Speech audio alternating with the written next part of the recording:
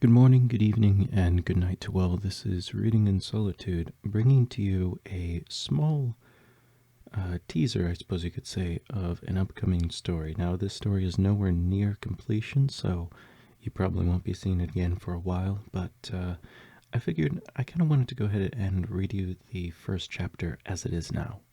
So, without further ado, let's get into it. Untitled, Chapter 1.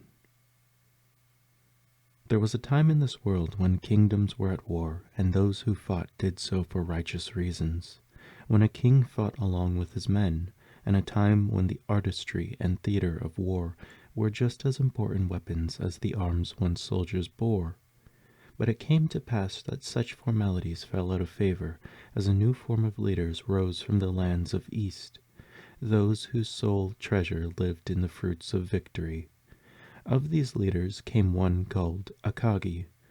Akagi was a great and powerful ruler whose grip melded the lands of East into one great empire. Her power was unsurpassed, and her beauty and charm made her be exalted by her council and those beneath her. There was no kingdom that could stand before hers, anywhere in the East, nor men able to fight her, and so it came to pass that the whole of the East surrendered to her will. Akagi turned her eye to the west, where she saw two people. The first was that which lived adjacent to her lands. There was a great leader, such as herself, whose rule was marked with great victories. He prided himself on efficiency before all, homogeny above all else, and power as a driving force. Though Akagi lusted still for more, she knew the costs of such a war with that nation would not do to make her look strong, and thus it would compromise the image she built.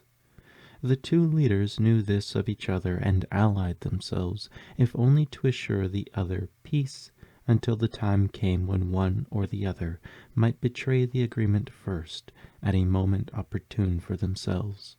And so Akagi turned her eye west of her neighbor, and spied a land of men without kings, principalities governed separate of each other, that all had different pursuits in mind. And on seeing this land, Akagi knew her overwhelming might would advantage her in adding those lands to her domain, and thus, with her full might, Akagi launched her attack on the lands to her east, across vast oceans.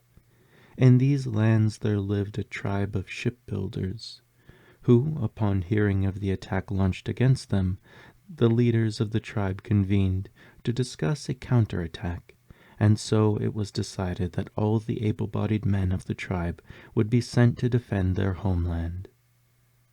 End of Chapter 1.